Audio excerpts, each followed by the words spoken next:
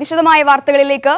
ഇടുക്കി ചിന്നക്കനാലിലെ നിർമ്മാണ നിരോധനം ലൈഫ് ഭവന പദ്ധതിയെയും താളം തെറ്റിക്കുന്നു. അപേക്ഷകർക്ക് ഭൂമിയുടെ ഉടമസ്ഥത തെളിയിക്കുന്ന കൈവശ അവകാശ സർട്ടിഫിക്കറ്റുകൾ വിതരണം ചെയ്യുന്നില്ല. കഴിഞ്ഞ സാമ്പത്തിക വർഷം പഞ്ചായത്തിൽ അനുവദിച്ച 450 വീടുകളിൽ നിർമ്മിക്കാനായത് 83 വീടുകൾ മാത്രമാണ്. ലൈവിൽ കിട്ടിയ വീടാണ്. ഈ വീടിന് അന്നേരം പൊസിഷൻ കിട്ടില്ല എന്നും പറഞ്ഞാണ് ഞങ്ങൾ ഈ വീട് തടസ്സപ്പെടുത്തി നിർത്തിയിരിക്കുന്നത്. വീട് പണിയാൻ പറ്റത്തില്ല എന്നും പറഞ്ഞു. 5 വർഷത്തോളം മേളിലായിട്ടുണ്ട്. ചിന്നക്കനാൽ പുത്തൻപുരയ്ക്കൽ ജോസ് വീടിനായി തറകെട്ടി ചുവര് നിർമ്മിക്കാനുള്ള സിമന്റ് ഇഷ്ടികയും ഇറക്കിയതാണ്. പക്ഷേ വീട് നിർമ്മിക്കാൻ അനുമതി ലഭിച്ചില്ല. അധികാരികളുടെ ചുവപ്പ് നാട കെട്ടിയുയർത്തിയ തറയും ഇറക്കിയ സിമന്റ് ഇഷ്ടികയുമെല്ലാം വെറുതെയാക്കി. ഇങ്ങനെ നിരവധി പേരുണ്ട് ചിന്നക്കനാലിൽ. IAY ലൈഫ് ഭവന പദ്ധതികളിൽ ഇടം പിടിച്ചവർ, നാളുകൾ കഴിഞ്ഞിട്ടും വീട് വെറും സ്വപ്നം മാത്രമായി അവശേഷിക്കുന്നവർ. ഭൂപ്രശ്നം രൂക്ഷമായി നിലനിൽക്കുന്ന പ്രദേശമാണ് ചിന്നക്കനാൽ.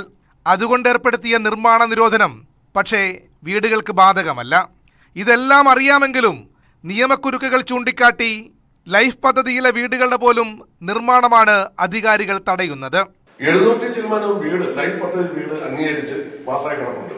തൊഴിലാളിക്ക് സ്ഥലമില്ല, NOC കിട്ടാൻ നിവൃത്തിയില്ല. NOC ഇല്ലാതെ ഈ തൊഴിലാളികൾ ലൈഫ് പദ്ധതിയെ ആശ്രയിച്ചിരിക്കുന്നവരെല്ലാം വെറുതെ ചുമ്മാ ഇരിക്കുകയാണ്. ശുചിമുറികൾ പോലും നിർമ്മിക്കാൻ അനുമതിയില്ല. ലൈഫ് ഭവന പദ്ധതിയിൽ ഉൾപ്പെട്ടവർക്ക് കൈവശാവകാശ സർട്ടിഫിക്കറ്റും നൽകുന്നില്ല. ഇതുകൊണ്ട് പഞ്ചായത്തുമായി കരാറും വയ്ക്കാനാവുന്നില്ല.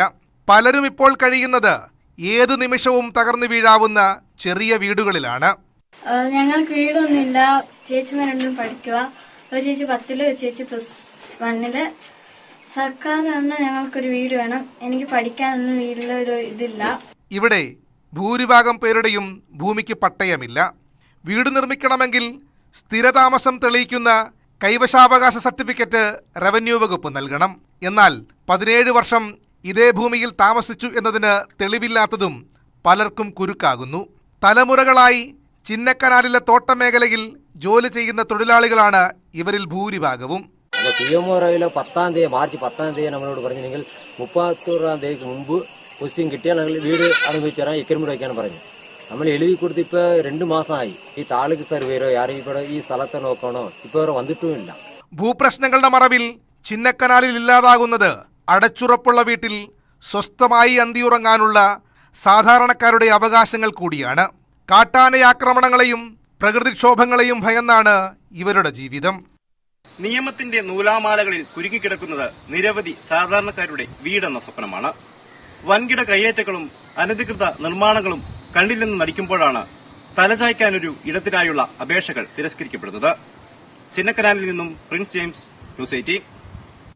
ജീവൻ തുടിക്കുന്ന ശില്പങ്ങൾ തീർത്ത് മൂവാറ്റുപുഴ രണ്ടാർ സ്വദേശി ബിനു മാമ്പിള്ളി ലോക്ഡൌൺ കാലത്ത് തുടങ്ങിയ നേരമ്പോക്കാണ് മനോഹര ശില്പ നിർമ്മാണത്തിലേക്ക് ഇദ്ദേഹത്തെ എത്തിച്ചത്.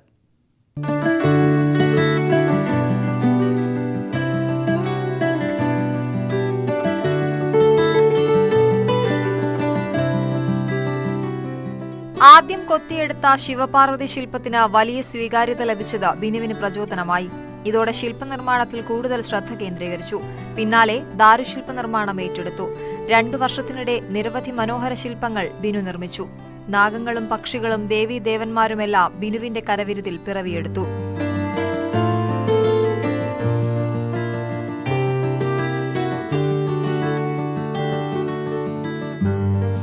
ഈസ്റ്റർ ദിനത്തിൽ പൂർത്തിയായ തിരുവത്താഴത്തിന്റെ ശില്പം നിരവധി പേരുടെ അഭിനന്ദനം നേടാൻ കാരണമായി. ശില്പങ്ങൾ വാങ്ങാൻ നിരവധി പേരാണ് ബിനുവിനെ സമീപിക്കുന്നത്. പക്ഷെ പ്രദർശനം സംഘടിപ്പിച്ച ശേഷം മാത്രമേ വിൽപ്പന നടത്തൂ എന്നാണ് ബിനുവിന്റെ പക്ഷം. തേക്കിന്റെ പലകള് ചെറിയ ചെറിയ കഷ്ണങ്ങളെല്ലാം ജോയിന്റ് ചെയ്തൊക്കെയാണ് കൊത്തിയെടുക്കുന്നത്. അതിൽ തേക്കിൽ കുത്തുന്നതാണ് എനിക്ക് ഇത് നല്ലതായിട്ട് തോന്നിയിരിക്കുന്നത്. അത് ഓർഡറുകളൊക്കെ ആണെങ്കിൽ എനിക്ക് ഇതുവരെ ഓർഡറുകളൊന്നും കിട്ടിയിട്ടില്ല. അതിൻ്റെ അപ്പം അതിൻ്റെ ഓർഡറുകളൊക്കെ ആയാലും ഒറ്റ പലകയിൽ കുത്തി കൊടുക്കുന്നതിന് കുഴപ്പമില്ലായിരുന്നു. ഏത് പടമാണ് രൂപമാണ് ആർക്ക് കുത്തി കൊടുക്കേണ്ടതെന്ന് വെച്ചാൽ അതിൻ്റെ രൂപം ഞാൻ പേപ്പറിൽ ഫ്ലെക്സ് ആക്കി എടുത്തിട്ട് അത് കാർബൺ വരച്ച് ഏത് വലിപ്പമുള്ള രൂപമാണെന്ന് വെച്ചാൽ ആ രൂപത്തിൻ്റെ അതേ രൂപത്തിൽ തന്നെയാണ് കുത്തുന്നത്. കൊത്തിയെടുക്കേണ്ട രൂപം അതേ വലുപ്പത്തിൽ ഫ്ലെക്സിൽ പ്രിന്റ് ചെയ്ത കാർബൺ പേപ്പറിന്റെ സഹായത്തോടെ മരപ്പലകയിലേക്ക് പകർത്തും. ഇതിനുശേഷമാണ് ഏറെ സൂക്ഷ്മതയും ക്ഷമയും സമയവും ആവശ്യമായ ശില്പനിർമ്മാണം. മക്കളായ ആകർഷും ആദർശും ശില്പനിർമ്മാണത്തിൽ അച്ഛനെ സഹായിക്കും. ന്യൂസ് 18 മൂവാറ്റുപുഴ. സംസ്ഥാന ജൂനിയർ സോഫ്റ്റ്ബോൾ ചാമ്പ്യൻഷിപ്പിൽ പങ്കെടുക്കാനുള്ള കണ്ണൂർ ജില്ലാ ടീം അംഗങ്ങളുടെ പരിശീലനം ഉദയഗിരിയിൽ പുരോഗമിക്കുന്നു. 50ഓളം കായിക താരങ്ങളാണ് പരിശീലന പരിപാടിയിൽ പങ്കെടുക്കുന്നത്.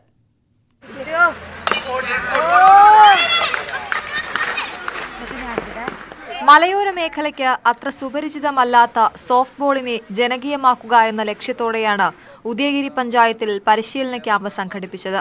10 ദിവസത്തോളം നീണ്ടു നിൽക്കുന്ന ക്യാമ്പിൽ അടിസ്ഥാന സൗകര്യങ്ങൾ ഒരുക്കുന്നതിനും മറ്റുമായി 60,000 രൂപയും പഞ്ചായത്ത് ഭരണസമിതി അനുവദിച്ചു. ആകാവുന്ന കാര്യങ്ങൾ പെട്ടെന്ന് ചെയ്യാൻ സാധിക്കണം. അപ്പോൾ റിവിഷന്റെ ഘട്ടവും കൂടി പെട്ടെന്ന് വന്നു ചേർന്നു എന്നുള്ളതുകൊണ്ട് ഒരാഴ്ച കാലം കൊണ്ട് തന്നെ നമുക്ക് ചെറിയതെങ്കിലും ഒരു ഫണ്ട് മാറ്റിവെച്ചുകൊണ്ട് ഒരു പ്രോജക്റ്റ് നടപ്പാക്കാനുള്ള ശ്രമമാണ് നടത്തിയിട്ടുള്ളത്. അതിന്റെ ഭാഗമായി ഇതിനാവശ്യമായിട്ടുള്ള കുറേ ഉപകരണങ്ങൾ വാങ്ങാൻ സാധിച്ചു. അതിനെ തുടർന്ന് നമുക്ക് ഈ പഞ്ചായത്തിലുള്ള 4 സ്കൂളുകളിലെ കുട്ടികളെ പങ്കെടുപ്പിച്ചുകൊണ്ടുള്ള പരിശീലന പരിപാടി കഴിഞ്ഞ ഒരാഴ്ചക്കാലമായി ഇവിടെ തുറന്നു വരികയാണ്. സോഫ്റ്റ് ബോൾ സംസ്ഥാന കോച്ചും Alakode NSS higher secondary school അധ്യാപകനുമായ സുധീർ കുമാറാണ് പരിശീലന പരിപാടിക്ക് നേതൃത്വം നൽകുന്നത്. ഫുട്ബോൾ ആലക്കോടിനെ സംബന്ധിച്ച് വലിയ പരിചയമില്ലാത്ത ഗെയിം തന്നെയാണ്. പക്ഷെ ഒരു വർഷമായിട്ട് ഇവിടെ ഉദയഗിരി പഞ്ചായത്ത് വളരെയധികം സഹായ സഹകരണങ്ങൾ സോഫ്റ്റ് ബോൾ ഗെയിമിന് വേണ്ടി ചെയ്യുന്നുണ്ട്. ഉദയഗിരി പഞ്ചായത്ത് പ്രസിഡന്റ് ശേഖരാട്ടൻ വളരെ ഇനിഷ്യേറ്റ് ചെയ്തുകൊണ്ട് ഇവിടെ കാർത്തിപുരത്ത് കുട്ടികളുടെ ഒരു ക്യാമ്പും ജില്ലാ ക്യാമ്പുകളും ഒക്കെ നമുക്ക് സഹായങ്ങൾ ചെയ്തു വരുന്നുണ്ട്. ദേശീയ സംസ്ഥാന ചാമ്പ്യൻഷിപ്പുകളിൽ പങ്കെടുത്ത കായിക താരങ്ങളാണ് ഇത്തവണയും കണ്ണൂരിനെ പ്രതിനിധീകരിച്ച് കളത്തിലിറങ്ങുന്നത്. ഈ മാസം 10, 11, 12 തീയതികളിൽ കോട്ടയത്താണ് സംസ്ഥാന ജൂനിയർ ചാമ്പ്യൻഷിപ്പ് നടക്കുക. ജില്ലാ ടീമുകൾക്ക് പുറമെ ഉദയഗിരി പഞ്ചായത്തിലെ 50ഓളം വിദ്യാർത്ഥികൾക്കും സോഫ്റ്റ് ബോളിൽ പരിശീലനം നൽകുന്നുണ്ട്. ന്യൂസ് 18 ആലക്കോട്. കണ്ണൂർ പയ്യന്നൂരിൽ ഒരു കൾവെട്ട് പുതുക്കി നിർമ്മിക്കുന്നത് രാഷ്ട്രീയ വിവാദങ്ങൾക്ക് വഴിവെച്ചിരിക്കുകയാണ്. കണ്ടങ്കാളിയിലെ കൾവെട്ട് നിർമ്മാണത്തെ സംബന്ധിച്ച വിവരാവകാശ രേഖ പുറത്തുവിട്ട യുവാവിന് മർദ്ദനമേറ്റിരുന്നു. സംഭവത്തിൽ CPM നേതാക്കൾക്കെതിരെ പോലീസ് കേസെടുത്ത സാഹചര്യത്തിലാണ് കൾവെട്ട് നിർമ്മാണവും വിവാദമായത്. പയ്യന്നൂരിലെ കിഴക്കേ കണ്ടങ്കാളി വട്ടക്കുളം റോഡിലെ പഴയ കൾവെട്ട് പുതുക്കി നിർമ്മിക്കുമ്പോൾ വീതി കുറഞ്ഞെന്ന് വ്യക്തമാക്കുന്ന വിവരാവകാശ രേഖ പ്രദേശവാസിയായ ലിജേഷ് ഫേസ്ബുക്കിലൂടെ പുറത്തുവിട്ടിരുന്നു. ഇതിൽ പ്രകോപിതരായ CPM ബ്രാഞ്ച് സെക്രട്ടറിയുടെ നേതൃത്വത്തിലുള്ള സംഘം കഴിഞ്ഞ മാസം 27-ന് തന്നെ മർദ്ദിച്ചെന്ന് ലിജേഷ് പരാതിയും നൽകിയിരുന്നു. സംഭവം വിവാദമായതിനെ തുടർന്നാണ് കൾവെട്ടിന്റെ നിർമ്മാണത്തിൽ ക്രമക്കേടില്ലെന്ന വിശദീകരണവുമായി CPM നേതാക്കൾ രംഗത്തെത്തിയത്. നഗരസഭയുടെ കയ്യിൽ 12 മീറ്റർ റോഡാണ് ഇപ്പോൾ ഉള്ളത്, 12 അടി റോഡാണ് ഇപ്പോൾ ഉള്ളത്, 4 മീറ്ററിൻ്റെ റോഡാണ് ഇപ്പോൾ ഉള്ളത്. അങ്ങനെ വരുമ്പോൾ 4 മീറ്ററിൽ മാത്രമേ പാലം നിർമ്മിക്കാൻ വേണ്ടി കഴിയുകയുള്ളൂ. അവിടുത്തെ സ്ഥലമുടമകൾ സ്ഥലം വിട്ടുകൊടുക്കാൻ വേണ്ടിയിട്ട് തയ്യാറല്ല. ഇപ്പോൾ ആരിടപെട്ടിട്ടായാലും സ്ഥലം ഉടമകൾ ഭൂമി വിട്ടുതരാൻ തയ്യാറാണെങ്കിൽ 5.5 മീറ്ററിൽ തന്നെ പാലം നിർമ്മിക്കാൻ നഗരസഭ തയ്യാറാണ്. മറ്റെല്ലാ തരത്തിലുള്ള പ്രചരണങ്ങളും രാഷ്ട്രീയ പ്രേരിതമാണ് എന്ന് ജനങ്ങൾ മനസ്സിലാക്കേണ്ടതുണ്ട്. അതേസമയം കൾവെട്ടിന്റെ വീതിയെ സംബന്ധിച്ച് നാട്ടുകാർക്കുണ്ടായിരുന്ന ആശങ്ക പരിഹരിക്കുന്നതിന് പകരം അവരെ മർദ്ദിച്ചത് ശരിയായില്ലെന്ന് കോൺഗ്രസ് നേതാക്കൾ വ്യക്തമാക്കി. അപ്പോൾ 5.5 മീറ്റർ ഇവിടെ യഥാർത്ഥത്തിൽ ഇല്ല, 4 മീറ്റർ മാത്രമാണ് ഇവിടെ പണി നടന്നുകൊണ്ടിരിക്കുന്നത്. അങ്ങനെ വരുമ്പോൾ സ്വാഭാവികമായിട്ടും ഉണ്ടാകുന്ന പൊതുജനങ്ങൾക്ക് ഉണ്ടാകുന്ന ഒരു ആശങ്കയുണ്ട്. ആ ആശങ്ക ദൂരീകരിക്കുന്നതിന് പകരം അവിടെ വിവരാവകാശ പ്രകാരം അപേക്ഷ നൽകിയ ആളുകളെയും ആ കുടുംബത്തെയും ആക്രമിക്കുന്ന രീതിയിലാണ് നിലവിൽ കാര്യങ്ങൾ പോയത്. അപ്പോൾ അതൊരു തീർത്തും വേദനാകരമാണ്. സംഭവത്തിൽ പൊതുജനങ്ങൾക്കുള്ള അവ്യക്തത പരിഹരിക്കണമെന്നാവശ്യപ്പെട്ട് UDF റവന്യൂ അധികൃതർക്ക് പരാതി നൽകിയിട്ടുണ്ട്. ന്യൂസ് 18 കണ്ണൂർ. ഇടുക്കി വീണ്ടും ഭൂസമരങ്ങൾക്ക് വേദിയാകുന്നു. അതിജീവന പോരാട്ട വേദിയുടെ നേതൃത്വത്തിൽ മെയ് 12-ന് ചെറുതോണിയിൽ ബഹുജന മാർച്ച് നടക്കും. ഗ്രാമീണ മേഖലകളിലെ ജനങ്ങളെ ഏകോപിപ്പിച്ച് തുടർ സമരങ്ങളും നടക്കും. ഇടുക്കിയിലെ പട്ടയ വിഷയങ്ങളിൽ ശാശ്വത പരിഹാരം കാണാൻ സർക്കാർ തയ്യാറാവാത്ത സാഹചര്യത്തിലാണ് അതിജീവന പോരാട്ടവേദി വീണ്ടും സമരരംഗത്തേക്ക് എത്തുന്നത്. ജില്ലയിലെ മുഴുവൻ ഗ്രാമപഞ്ചായത്തുകളും നഗരസഭകളും കേന്ദ്രീകരിച്ച് പോരാട്ടവേദിയുടെ നേതൃത്വത്തിൽ യൂണിറ്റുകൾ രൂപീകരിച്ച് വരികയാണ്. കർഷകരുടെ ഉന്നമനത്തിനായി പ്രവർത്തിക്കുന്ന വിവിധ സംഘടനകളുടെ സഹകരണത്തോടെയാണ് പ്രവർത്തനങ്ങൾ. 12-ന് നടക്കുന്ന ബഹുജന മാർച്ചിന് ശേഷം സെക്രട്ടേറിയറ്റിലേക്ക് കർഷകരുടെ നേതൃത്വത്തിൽ കാൽനടയാത്ര നടത്തും. ഇപ്പോൾ നമ്മൾ പല പഞ്ചായത്തുകളിലും സംഘാടക സമിതികൾ എടുത്തിട്ടുണ്ട്. ഇടുക്കി ജില്ലയിലെ 51 പഞ്ചായത്തിനും 2 മുനിസിപ്പാലിറ്റികളിലും സംഘാടക സമിതികൾ ഉണ്ടാക്കുക എന്നുള്ളതാണ് ആദ്യ ലക്ഷ്യം. അതേ തുടർന്ന് കാൽനടയായി ആയിരങ്ങൾ പങ്കെടുക്കുന്ന ഒരു ബഹുജന മാർച്ച് തിരുവനന്തപുരത്തേക്ക് 20 ദിവസം നീണ്ടു നിൽക്കുന്ന ഒരു ബഹുജന മാർച്ചിലേക്കാണ് നമ്മുടെ സമരപരിപാടി പോകുന്നത്. മൂവ്മെന്റ് ഒരു രാഷ്ട്രീയ പാർട്ടിയെയും സഹായിക്കാനോ ഒരു രാഷ്ട്രീയ പ്രസ്ഥാനമായി മാറാനോ ഈ മൂവ്മെന്റിനെ അനുവദിക്കില്ല. മുൻപ് ഹൈറേഞ്ച് സംരക്ഷണ വേദി ഭൂവിഷയങ്ങൾ ഉയർത്തിക്കാട്ടി ജില്ലയിൽ ശക്തമായ സമരങ്ങൾ നടത്തിയിരുന്നു. എന്നാൽ സമിതിയുടെ രാഷ്ട്രീയ നിലപാടുകൾ പ്രശ്നപരിഹാരത്തിന് വിലങ്ങത്തടിയായെന്നാണ് അതിജീവന പോരാട്ട വേദിയുടെ ആരോപണം. രാഷ്ട്രീയത്തിനതീതമായി നിലയുറപ്പിക്കുമെന്നാണ് പോരാട്ടവേദിയുടെ നിലപാട്. ന്യൂസ് 18 ഇടുക്കി. കേരളത്തിലെ ഏറ്റവും വലിയ നാട്ടാനയായിരുന്ന ഗജരാജൻ ചെങ്ങാലൂർ രംഗനാഥന്റെ പൂർണ്ണകായ പ്രതിമ ഒരുങ്ങുന്നു. പ്രതിമ തൃശൂർ ചിറ്റണ്ട ഗണേഷ് ഫോർട്ടിലാണ് സ്ഥാപിക്കുക. ശില്പത്തിന്റെ ശിലാസ്ഥാപന കർമ്മം പത്മശ്രീ പാഞ്ഞാർ തോട്ടത്ത് മനയിൽ കുട്ടൻ നമ്പൂതിരിപ്പാട് നിർവഹിച്ചു. എലിഫന്റ് വെൽഫെയർ ട്രസ്റ്റ് ഓഫ് ഇന്ത്യയുടെ നേതൃത്വത്തിൽ എരുമപ്പെട്ടി പഞ്ചായത്തിലെ ചിറ്റണ്ടയിൽ പ്രവർത്തനമാരംഭിച്ചതാണ് ആനപരിപാലന സംരക്ഷണ കേന്ദ്രം. കേരളത്തിലെ ഗജരാജാക്കന്മാരുടെ പൂർണ്ണകായ പ്രതിമകൾ സ്ഥാപിക്കുന്നതിന്റെ ഭാഗമായാണ് ചെങ്ങാലൂർ രംഗനാഥന്റെ പ്രതിമ നിർമ്മിക്കുന്നത്. ഏറ്റവും വലിയ നാട്ടാനയായ ചെങ്ങാലൂർ രംഗനാഥനെ തമിഴ്നാട്ടിലെ തൃശ്ശിനാപ്പള്ളി ശ്രീരംഗം ക്ഷേത്രത്തിൽ നിന്ന് 1905 തൃശൂർ അന്തിക്കാട് ചെങ്ങാലൂർ മനയിലേക്ക് കൊണ്ടുവന്നത്. 1914 രംഗനാഥൻ ചെരിഞ്ഞു. ലോകത്തിലെ നാട്ടാനകളിൽ ഏറ്റവും വലിയ ആനയായിട്ടുള്ള ചെങ്ങാലൂർ രംഗനാഥൻ, അതായത് തൃശ്ശൂർ ജില്ലയിലെ അന്തിക്കാട് സ്ഥിതി ചെയ്യുന്ന ചെങ്ങാലൂർ മനക്കിലെ ശ്രീരംഗൻ രംഗനാഥൻ എന്ന് പറഞ്ഞ ആന, അതിൻ്റെ ഇന്ന് ഈ തലമുറ, ഞാനൊന്നും ആ ആനയെ കണ്ടിട്ടില്ല, അപ്പോൾ ഈ തലമുറയ്ക്ക് ഇവിടെ വന്ന് ആ ആനയുടെ ശരിയായിട്ടുള്ളൊരു ജീവനുള്ള രൂപം പോലെ കാണാവുന്ന ഒരു സംവിധാനം Chittanda elephant welfare trust Ganesh fort ഒരുക്കിയിരിക്കുകയാണ്. ആനയും ഇരുവശത്തും പാപ്പാന്മാരുമുള്ള 11 അടി 4 ഇഞ്ച് ഉയരമുള്ള പ്രതിമയാണ് നിർമ്മിക്കുന്നത്. ഗജരാജൻ ഗുരുവായൂർ കേശവന്റെ പൂർണ്ണകായ പ്രതിമ നിലവിൽ നിർമ്മിച്ചിട്ടുണ്ട്. നോർത്ത് പറവൂർ സ്വദേശി സൂരജ് നമ്പ്യാട്ടാണ് ശില്പി. എലിഫന്റ് വെൽഫെയർ ട്രസ്റ്റ് ഓഫ് ഇന്ത്യയുടെയും കേരള എലിഫന്റ് ഓണേഴ്സ് ഫെഡറേഷന്റെയും ജനറൽ സെക്രട്ടറിയായ പി ശശികുമാർ, ഫെഡറേഷൻ ജില്ലാ secretary Sajeev Thiruvanikkavu, Kerala festival coordination committee സംസ്ഥാന vice president professor Radhakrishnan Akkikkavu തുടങ്ങിയവർ ചടങ്ങിൽ പങ്കെടുത്തു. ന്യൂസ് 18 തൃശൂർ. ആറ്റിങ്ങൽ കലാപത്തിന് നേതൃത്വം നൽകിയ കുടമൺ പിള്ളയുടെ ചിത്രം ക്യാൻവാസിലാക്കി. ആറ്റിങ്ങൽ സ്വദേശി സുജിത് ഭവാനന്ദനാണ് ചിത്രം വരച്ചത്. ബ്രിട്ടീഷ് ഭരണകൂടത്തിനെതിരെ പട ഉയർത്തുകയും 143 ബ്രിട്ടീഷുകാരെ കൊലപ്പെടുത്തി ചരിത്രമാവുകയും ചെയ്ത ആറ്റിങ്ങൽ കലാപത്തിന് നേതൃത്വം നൽകിയ ആളായിരുന്നു കുടമൺ പിള്ള. ആദ്യമായാണ് ഒരു ചിത്രകാരൻ കുടമൺ പിള്ളയുടെ ചിത്രം വരയ്ക്കുന്നത്. സ്വാതന്ത്ര്യത്തിന്റെ 75ാം വാർഷികവുമായി ബന്ധപ്പെട്ട് കേന്ദ്ര ലളിതകലാ അക്കാദമി നടത്തിയ ക്യാമ്പിലാണ് ആറ്റിങ്ങൽ സ്വദേശി സുജിത് ഭവാനന്ദൻ കുടമൺ പിള്ളയുടെ ചിത്രം വരച്ചത്. കുടമൺ പിള്ള എന്ന കഥാപാത്രം ഒരുപക്ഷെ ഇന്ന് നമുക്ക് ചരിത്രത്തിലെങ്ങും തന്നെ കണ്ടാൽ അദ്ദേഹത്തിന് രൂപം കൊടുക്കാൻ വേണ്ടിയിട്ട് സാധിച്ചിട്ടില്ല. അപ്പോൾ അതുകൊണ്ട് തന്നെ ഈ ലളിതകലാ അക്കാദമിയുടെ പരിപാടിയിലേക്ക് കുടമൺ പിള്ള എന്നുള്ള ക്യാരക്ടറിനെയാണ് ഞാൻ വരച്ചത്. അദ്ദേഹം ആറ്റിങ്ങൽ കലാപത്തിൻ്റെ ഹീറോ ആയിരുന്നു. അദ്ദേഹമാണ് ഈ 143 ബ്രിട്ടീഷുകാരെ കൊലപ്പെടുത്തുന്നതിന് നേതൃത്വം കൊടുത്തിട്ടുള്ള ധീരനായിട്ടുള്ള ദേശാഭിമാനിയായിരുന്നു. അദ്ദേഹത്തിൻ്റെ ചിത്രം ഇനി ഡൽഹിയിലേക്ക് എത്താൻ പോവുകയാണ്. അത് അറിയപ്പെടാത്ത സ്വാതന്ത്ര്യ സമര സേനാനികൾ എന്ന വിഷയത്തെ ആസ്പദമാക്കി വ്യത്യസ്തരായിട്ടുള്ള ചിത്രകാരന്മാർ വരച്ച ചിത്രത്തോടൊപ്പം ആറ്റിങ്ങൽ കലാപവും ദേശീയ ശ്രദ്ധയിലേക്ക് വരണം. കേരളത്തിൽ നിന്ന് 4 പേരാണ് ക്യാമ്പിന്റെ ഭാഗമായത്. ഇതിൽ ഒരാളായിരുന്നു സുജിത് ഭവാനന്ദൻ. ഇതോടെ ആറ്റിങ്ങൽ കലാപത്തിന്റെ ചരിത്രവും കുടമൺ പിള്ള എന്ന ധീരദേശാഭിമാനിയും ദേശീയ ശ്രദ്ധയിലെത്തപ്പെട്ടു. രാജ്യത്തിന്റെ വിവിധ ഭാഗങ്ങളിലെ ചിത്രകാരന്മാർ വരച്ച ചിത്രത്തോടൊപ്പം തന്റെ ചിത്രവും ഇടം പിടിച്ച സന്തോഷത്തിലാണ് സുജിത്. ന്യൂസ് 18 ആറ്റിങ്ങൽ. മൂന്നാർ പുഷ്പമേള കാണാൻ വൻ തിരക്ക്. 15,000-ലേറെ പേരാണ് ഇതിനോടകം പുഷ്പമേള കണ്ടു മടങ്ങിയത്. മൂന്നാർ ബൊട്ടാണിക്കൽ ഗാർഡനിൽ പുഷ്പമേള തുടരുകയാണ്. ജില്ലാ ടൂറിസം പ്രൊമോഷൻ കൌൺസിലിന്റെ നേതൃത്വത്തിൽ നടത്തുന്ന പുഷ്പമേള 5 ദിവസം പിന്നിട്ടു.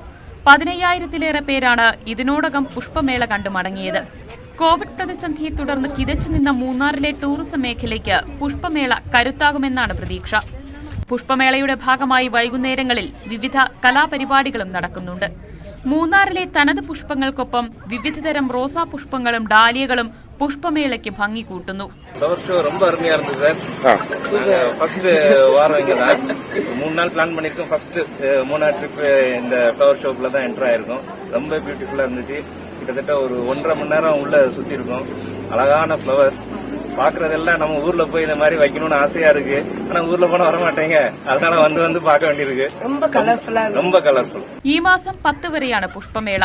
മുതിർന്നവർക്ക് 50 രൂപയും കുട്ടികൾക്ക് 30 രൂപയുമാണ് പ്രവേശന ഫീസ്. രാവിലെ 9 മുതൽ രാത്രി 9 വരെയാണ് പ്രവേശനം. വരും ദിവസങ്ങളിൽ സഞ്ചാരികളുടെ തിരക്കേറുമെന്നാണ് പ്രതീക്ഷ. ന്യൂസ് 18 മൂന്നാർ. സൈലന്റ് വാലിയിൽ കാണാതായ വനം വകുപ്പ് ജീവനക്കാരനായി ഇന്നും തിരച്ചിൽ തുടരും. മുക്കാലി സ്വദേശിയായ ഫോറസ്റ്റ് വാച്ചർ രാജൻ ചൊവ്വാഴ്ച രാത്രി മുതലാണ് കാണാതായത്. ഇന്നലെ വനം വകുപ്പ് പോലീസ് ഉദ്യോഗസ്ഥരുടെ നേതൃത്വത്തിൽ വനത്തിൽ വ്യാപകമായി തിരച്ചിൽ നടത്തിയിരുന്നു. സൈലന്റ് വാലിയിലെ സൈരന്ത്രി ക്യാമ്പ് ഷെഡിൽ നിന്നും കാണാതായ വനം വകുപ്പ് വാച്ചർ രാജന് വേണ്ടി 120ഓളം പേരാണ് ഇന്നലെ തിരച്ചിൽ നടത്തിയത്. ക്യാമ്പ് ഷെഡിന്റെ 1 കിലോമീറ്റർ ചുറ്റളവിലാണ് ഇന്നലെ തിരച്ചിൽ നടന്നത്. വനം വകുപ്പും പോലീസും സംയുക്തമായാണ് പരിശോധന. ഇന്ന് കൂടുതൽ ഉൾപ്രദേശത്ത് തിരച്ചിൽ നടത്തുമെന്ന് സൈലന്റ് വാലി DFO വ്യക്തമാക്കി. അങ്ങനെ 2 ദിവസം നീണ്ടുനിന്ന തെരച്ചിലും ഒന്നും കണ്ടുകിട്ടാനായിട്ടില്ല. തുടർന്നുള്ള ദിവസങ്ങളിലും എക്സോസ്റ്റീവായിട്ടുള്ള തെരച്ചിലുകൾ തന്നെയുണ്ടാവും. ചൊവ്വാഴ്ച രാത്രി മുതലാണ് സൈലന്റ് വാലിയിലെ താൽക്കാലിക വാച്ചറായ രാജനെ കാണാതായത്. ഫോറസ്റ്റ് സ്റ്റാഫ് ക്വാർട്ടേഴ്സിൽ നിന്നും ഭക്ഷണം കഴിച്ച് ക്യാമ്പ് ഷെഡിലേക്ക് പോയതായിരുന്നു രാജൻ. ബുധനാഴ്ച രാവിലെ ക്യാമ്പ് ഷെഡിലെത്തിയ മറ്റു ജീവനക്കാർ രാജനെ കാണാതെ വന്നതോടെ തിരച്ചിൽ ആരംഭിച്ചു. ഷെഡിന്റെ സമീപത്തു നിന്നും മുണ്ടും ചെരുപ്പും ടോർച്ചും ലഭിച്ചു. ഇവിടെ വന്യമൃഗത്തിന്റെ കാൽപ്പാടും കണ്ടെത്തിയിട്ടുണ്ട്. ഡോഗ് സ്ക്വാഡ് സ്ഥലത്ത് പരിശോധന നടത്തിയെങ്കിലും 100 മീറ്റർ ദൂരം വരെ മാത്രമാണ് പോലീസ് നായ സഞ്ചരിച്ചത്. പിന്നീട് ഇതിന്റെ 1 കിലോമീറ്റർ ചുറ്റളവിൽ തിരച്ചിൽ നടത്തിയെങ്കിലും ഫലമുണ്ടായില്ല. ഇന്ന് കാട്ടിൽ കൂടുതൽ പരിചയമുള്ള ആദിവാസി വാച്ചർമാരുടെ നേതൃത്വത്തിൽ പരിശോധന നടത്തും. ന്യൂസ് 18 പാലക്കാട്. മൂന്നാർ ടൗണിലെ ഗതാഗത കുരുക്കിന് പരിഹാരമില്ല. മൂന്നാറിലേക്കെത്തുന്ന വിനോദസഞ്ചാരികളുടെ എണ്ണമേറിയതോടെയാണ് സ്ഥിതി വഷളായത്. സഞ്ചാരികളുടെ തിരക്കേറിയതോടെ മൂന്നാർ ടൗൺ വീർപ്പുമുട്ടുകയാണ്. ടൗണിലെയും പരിസര പ്രദേശങ്ങളിലെയും ഗതാഗത കുരുക്കിന് പരിഹാരം കാണാൻ വിവിധ പദ്ധതികൾ ആവിഷ്കരിക്കുമെന്ന് അധികൃതർ ആവർത്തിക്കുമ്പോഴും പ്രശ്നപരിഹാരം അനന്തമായി നീളുകയാണ്. വെക്കേഷൻ ആയതോടെ മൂന്നാറിലേക്കെത്തുന്ന സഞ്ചാരികളുടെ എണ്ണം കൂടി.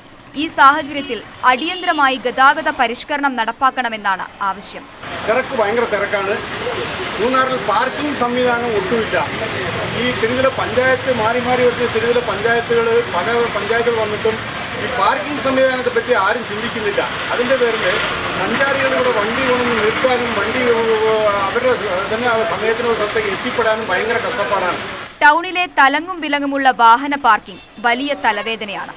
സഞ്ചാരികൾ മണിക്കൂറുകൾ വലയും. അനധികൃത പാർക്കിങ്ങിനെതിരെ കർശന നടപടി സ്വീകരിക്കണമെന്നാണ് ആവശ്യം. പ്രഖ്യാപനങ്ങൾ പ്രാവർത്തികമാക്കി പ്രശ്നത്തിൽ ശാശ്വത പരിഹാരം കണ്ടെത്തണമെന്നാണ് ആവശ്യം. News 18 Munnar. Idukki bison valley government higher secondary സ്കൂളിനായുള്ള കെട്ടിട സമുച്ചയ നിർമ്മാണം വാഗ്ദാനത്തിലൊതുങ്ങി. പഴയ കെട്ടിടങ്ങൾ പൊളിച്ചു നീക്കിയിട്ട് 2 വർഷം പിന്നിടുന്നു. പുതിയ കെട്ടിടം നിർമ്മിക്കാനായി നടപടിയുമില്ല. Bison valley government higher secondary സ്കൂളിൽ പുതിയ കെട്ടിട സമുച്ചയം നിർമ്മിക്കുന്നതിനായി 3 കോടി രൂപയാണ് അനുവദിച്ചത്. നിർമ്മാണം ആരംഭിക്കുന്നതിന് മുന്നോടിയായി കാലപ്പഴക്കം മൂലം ശോചനീയാവസ്ഥയിലായ 2 കെട്ടിടങ്ങൾ പൊളിച്ചു നീക്കി. 7 ക്ലാസ് മുറികളാണ് പൊളിച്ചു നീക്കിയ കെട്ടിടങ്ങളിൽ പ്രവർത്തിച്ചിരുന്നത്. എന്നാൽ പുതിയ കെട്ടിടം നിർമ്മിക്കുന്നതിനുള്ള പ്രാരംഭ ജോലികൾ പോലും ഇതുവരെയും ആരംഭിച്ചിട്ടില്ല. 3 ആദിവാസി കോളനികളിൽ നിന്നും 2 പട്ടികജാതി കോളനികളിൽ നിന്നും അടക്കം ഈ പഞ്ചായത്തിന് പുറത്തുള്ളതും ആയ ആയിരക്കണക്കിന് വിദ്യാർത്ഥികൾ, പ്രത്യേകിച്ച് തോട്ടം തൊഴിലാളികളുടെ മക്കൾ ഉന്നത വിദ്യാഭ്യാസത്തെ ആശ്രയിക്കുന്ന ഈ സ്കൂളിന്റെ ശോചനീയാവസ്ഥ പരിഹരിക്കുവാൻ എത്രയും പെട്ടെന്ന് അനുവദിക്കപ്പെട്ട സ്കൂൾ കെട്ടിടം പണിത് പൂർത്തിയാക്കുവാൻ നടപടി സ്വീകരിക്കണമെന്നാണ് ആവശ്യപ്പെടാനുള്ളത്. തോട്ടം ആദിവാസി മേഖലയിലെ നിർധന കുടുംബങ്ങളിലെ നിരവധി കുട്ടികൾ പഠിക്കുന്ന സ്കൂളാണ് ബൈസൺ വാലി ഗവൺമെന്റ് സ്കൂൾ. പൊളിച്ചു നീക്കിയ കെട്ടിടങ്ങളിൽ പ്രവർത്തിച്ചിരുന്ന ക്ലാസുകൾ ഹയർ സെക്കൻഡറി വിഭാഗത്തിലെ ഓഡിറ്റോറിയത്തിലാണ് കഴിഞ്ഞ അധ്യയന വർഷം പ്രവർത്തിച്ചത്. എന്നാൽ ഓഡിറ്റോറിയത്തിൽ മുഴുവൻ കുട്ടികളെയും ഉൾക്കൊള്ളുന്നതിനുള്ള സൗകര്യങ്ങൾ ഇല്ല. നിലവിൽ പുതിയ കെട്ടിടത്തിന്റെ നിർമ്മാണം എന്ന് ആരംഭിക്കുമെന്നും വ്യക്തമല്ല. ന്യൂസ് 18 ഇടുക്കി. വയനാട് ലക്കിടിയിൽ അനധികൃതമായി പാലം നിർമ്മിക്കുന്നതായി പരാതി. പരിസ്ഥിതി ലോല മേഖലയിലാണ് പാലം നിർമ്മാണം. പഞ്ചായത്ത് നോട്ടീസ് നൽകിയിട്ടും നിർമ്മാണം നിർത്തുന്നില്ലെന്നാണ് പരാതി. വൈത്തിരി പഞ്ചായത്തിലെ 8ാം വാർഡിൽ ഉൾപ്പെട്ട ലക്കിടിയിലാണ് 6 മീറ്റർ നീളത്തിൽ അനധികൃതമായി പാലം നിർമ്മിക്കുന്നത്. 2019 സംസ്ഥാന ദുരന്ത നിവാരണ അതോറിറ്റി പ്രസിദ്ധീകരിച്ച ഉരുൾപൊട്ടൽ സാധ്യതാ ഭൂപടത്തിൽ ഹൈ ഹസാർഡ് സോണിൽ ഉൾപ്പെട്ട പ്രദേശമാണിത്. ഇവിടെ നിർമ്മാണ പ്രവർത്തനങ്ങൾ പാടില്ലെന്നിരിക്കെ ദുരന്ത നിവാരണ അതോറിറ്റിയും പഞ്ചായത്ത് സെക്രട്ടറിയും അനുമതി നൽകിയിട്ടുണ്ടെന്ന് ചൂണ്ടിക്കാട്ടിയാണ് കോഴിക്കോട് കൊടുവള്ളി സ്വദേശികൾ പാലമുണ്ടാക്കുന്നത്. പാലം പണി നിർത്തണമെന്ന് കാണിച്ച് പഞ്ചായത്ത് നോട്ടീസ് പതിച്ചിരുന്നു. എന്നിട്ടും പാലം പണി തുടരുകയാണെന്ന് നാട്ടുകാർ പറയുന്നു. അനുമതി കൊടുത്തിട്ടുള്ളത് ഇൻഡസ്ട്രിയൽ വർക്ക് എടുത്ത് ഫില്ലറിന്റെ മുകളിൽ കെട്ടുവാനാണ്. പക്ഷേ അതിനെല്ലാം ധിക്കരിച്ചുകൊണ്ട് വലിയ ബീം പണിതുകൊണ്ട്, വലിയ കോൺക്രീറ്റിൻ്റെ ബീം പണിതുകൊണ്ട് പുഴ ചെറുതാക്കിക്കൊണ്ട് പണിതിരിക്കുകയാണ്. അപ്പോൾ അതിനെതിരെ പഞ്ചായത്ത് ഒരു നോട്ടീസ് ഒട്ടിച്ചു. ആ നോട്ടീസ് കീറിക്കളഞ്ഞ് ഇപ്പോൾ താൽക്കാലികമായിട്ട് ചെറുതായിട്ട് താഴെ പൊട്ടിച്ചിട്ടുണ്ട്. ഇരുമ്പ് കമ്പി ഉപയോഗിച്ച് താൽക്കാലിക പാലം നിർമ്മിക്കാനുള്ള അനുമതി മാത്രമാണുള്ളതെന്ന് പഞ്ചായത്ത് സെക്രട്ടറി വ്യക്തമാക്കി. പാലം പണിയാൻ റവന്യൂ വകുപ്പ് അനുമതി നൽകിയിട്ടില്ലെന്നും പരാതിയുണ്ട്. 1 വർഷം മുമ്പ് ചൂണ്ടേൽ വില്ലേജിൽ 2 കെട്ടിടങ്ങൾ നിർമ്മിക്കുന്നതിന് വ്യാജ KLR രേഖകൾ സമർപ്പിച്ച സംഭവത്തിൽ ആരോപണ വിധേയനായ വ്യക്തിയുടെ സ്ഥലത്താണ് പാലം പണി നടക്കുന്നത്. എല്ലാ ചട്ടങ്ങളും ലംഘിച്ചാണ് പാലം പണിയുന്നതെന്ന് നാട്ടുകാരും പരിസ്ഥിതി സംഘടനകളും ആരോപിക്കുന്നു. ന്യൂസ് 18 വയനാട്. പുനലൂർ നഗരസഭയുടെ നേതൃത്വത്തിൽ ഫുട്ബോൾ കോച്ചിംഗ് ക്യാമ്പ് ആരംഭിച്ചു. 30 ദിവസം നീണ്ടു നിൽക്കുന്ന ക്യാമ്പിൽ പ്രമുഖർ ക്ലാസുകൾ നയിക്കും. മെയ് 5 മുതൽ 1 മാസം നീണ്ടു നിൽക്കുന്ന സൗജന്യ ഫുട്ബോൾ കോച്ചിംഗ് ക്യാമ്പിനാണ് തുടക്കമായത്. 5 മുതൽ 15 വയസ്സ് വരെ പ്രായമുള്ള കുട്ടികൾക്കാണ് ക്യാമ്പ്. ബോയ്സ് ഹൈസ്കൂൾ ഗ്രൗണ്ടിലാണ് പരിശീലനം. ക്യാമ്പിന്റെ ഉദ്ഘാടനം പുനലൂർ MLA PS സുബാൽ നിർവഹിച്ചു. നല്ല പ്രതിഭകൾ വളർന്നു വരും. IM വിജയനെ പോലുള്ള, അജയനെ പോലെയുള്ള നിരവധി പ്രതിഭകൾ നമ്മുടെ ഫുട്ബോൾ കായിക മേഖലയിൽ വളർന്നു വരേണ്ടതായിട്ടുണ്ട്. അതിനുതകുന്ന ഒരു വലിയ സംരംഭമായി നമുക്കിതിനെ കാണാൻ കഴിയും. ഇന്ത്യയുടെ മുൻ ഫുട്ബോൾ താരം K അജയനാണ് കുട്ടികൾക്ക് പരിശീലനം നൽകുന്നത്. എല്ലാവരും ഇങ്ങനെയുള്ള കോച്ചിങ് ക്യാമ്പുകളിൽ വന്ന് പങ്കെടുക്കുക, നല്ല നല്ല ടീമിലേക്ക് പോകാനും ഇപ്പം ഫുട്ബോൾ കളിക്കുന്ന കുട്ടികൾക്ക് നല്ല കളിക്കാരായി കഴിഞ്ഞാൽ കൈനിറ പൈസയാണ് ഓരോ ക്ലബ്ബുകാർ സ്പോൺസർ ചെയ്യുന്നത്. കോടികൾ ലക്ഷങ്ങൾ കൊടുത്താണ് കളിക്കാരെ കിട്ടുന്നത്. കുട്ടികളുടെ ശാരീരിക മാനസിക ഉല്ലാസത്തിനായി വിവിധ വ്യായാമങ്ങളും നിർദ്ദേശങ്ങളും ക്യാമ്പിൽ നൽകും. ഉദ്ഘാടന ചടങ്ങിൽ നഗരസഭാ chairperson Nimmi Abraham, vice chairman VP Unnikrishnan എന്നിവർ പങ്കെടുത്തു. ന്യൂസ് 18 പുനലൂർ. ആദിവാസി ക്ഷേമ സമിതിയുടെ 5ാമത് കൊല്ലം ജില്ലാ സമ്മേളനം പുനലൂരിൽ സമാപിച്ചു. AKS സംസ്ഥാന സെക്രട്ടറി വിദ്യാധരൻ കാണി ഉദ്ഘാടനം ചെയ്തു. ജില്ലാ പ്രസിഡന്റ് ഗിരീഷ് S അധ്യക്ഷനായി. P ലിതിന രക്തസാക്ഷി പ്രമേയവും ഷാജി അനുശോചന പ്രമേയവും അവതരിപ്പിച്ചു. ജില്ലാ ഭാരവാഹികളെയും തിരഞ്ഞെടുത്തു. തിരുവനന്തപുരം നെടുമങ്ങാട് ഹോട്ടലിൽ നിന്ന് വാങ്ങിയ ഭക്ഷണപ്പൊതിയിൽ പാമ്പിന്റെ തോൽ കണ്ടെത്തി. ചന്തമുക്കിൽ പ്രവർത്തിക്കുന്ന ഷാലിമാർ ഹോട്ടലിനെതിരാണ് ചെല്ലംകോട് സ്വദേശി പരാതി നൽകിയത്. നെടുമങ്ങാട് നഗരസഭ ആരോഗ്യ വിഭാഗവും ഭക്ഷ്യസുരക്ഷാ വിഭാഗവും ഹോട്ടലിൽ പരിശോധന നടത്തി. പരിശോധനയിൽ പാമ്പിന്റെ തോലാണെന്ന് സ്ഥിരീകരിച്ചതിനെ തുടർന്ന് ഹോട്ടൽ അടച്ചുപൂട്ടി.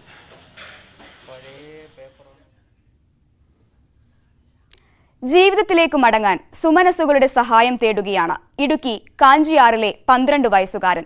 മാസം 80,000 രൂപ ചികിത്സയ്ക്കായി കണ്ടെത്തണം. 12 വയസ്സിനിടെ 11 ശസ്ത്രക്രിയകൾ. കട്ടപ്പന പേഴുംകണ്ടത്തെ ഇരുവൃക്കകളും തകരാറിലായ ആദർശിന്റെ സ്ഥിതി ഇതാണ്. മാസത്തിൽ 15 ഡയാലിസിസ് വേണം. ഇതിനായി 80,000 രൂപ കണ്ടെത്തണം. ഇത് സാധ്യമല്ലാത്ത സ്ഥിതിയിലാണ് ആദർശിന്റെ അച്ഛൻ പ്രസാദ്. ഉള്ളതെല്ലാം വിറ്റുപെറുക്കി. ഇനി ചികിത്സിക്കണമെങ്കിൽ സുമനസ്സുകളുടെ സഹായം വേണം. അടിയന്തരമായി വൃക്ക മാറ്റിവെക്കണമെന്നാണ് ഡോക്ടർമാരുടെ നിർദ്ദേശം. കുഞ്ഞിനെ ഡയാലിസിസ് മുന്നോട്ട് പോകണം, അവൻ്റെ വൃക്ക മാറ്റി വെക്കണം. അതിനുള്ള സഹായം എനിക്ക് നിങ്ങളുടെ നാട്ടുകാരിൽ എല്ലാവരും കൂടെ കൂടി സഹായിച്ച് തരണം. ഒരു നിവൃത്തിയില്ലാത്തതുകൊണ്ടാണ് ഞാൻ ഈ വീഡിയോ ഇടുന്നത്. എൻ്റെ കുഞ്ഞിന് ഇപ്പോൾ 4 ഡയാലിസിസ് വെച്ച് ആഴ്ച ഒരാഴ്ച ചെയ്യണം. ഒരു മാസം 15 ഡയാലിസിസ് കുഞ്ഞിന് വേണ്ടി ചെയ്യണം. പിന്നെ അവൻ്റെ മരുന്ന്, മെഡിസിന് എല്ലാം ഒരു പോക്കിന് 5,000-6,000 രൂപയോളം ചിലവ് വരുന്നുണ്ട്. അത് ഓരോ വ്യക്തികളും നിങ്ങളെപ്പോലുള്ള ഓരോ നല്ല ആൾക്കാരാണ് തന്നാണ് ഇതുവരെ മുന്നോട്ട് പോയത്. ഇനി എനിക്ക് മുന്നോട്ട് പോകാൻ നിവൃത്തിയില്ലാത്തതുകൊണ്ടാണ്. പിതാവ് പ്രസാദിന്റെ വൃക്ക നൽകുവാനാണ് തീരുമാനമെങ്കിലും ഇതിന്റെ പരിശോധനയ്ക്കായി മാത്രം 1 ലക്ഷം രൂപ വേണം. അതോടൊപ്പം ഓപ്പറേഷൻ ചെലവിനായി 13 ലക്ഷം രൂപ വേറെയും കരുതണം. ആദർശിനെ ജീവിതത്തിലേക്ക് തിരിച്ചുകൊണ്ടുവരാൻ ഈ കുടുംബത്തിനൊറ്റയ്ക്കാവില്ല. ഇതിനായി ഓരോരുത്തരുടെയും സഹായം തേടുകയാണ് ഈ കുടുംബം. ന്യൂസ് 18 കാഞ്ചിയാർ. നാട്ടുവർത്തമാനം പൂർണ്ണമാകുന്നു. നമസ്കാരം.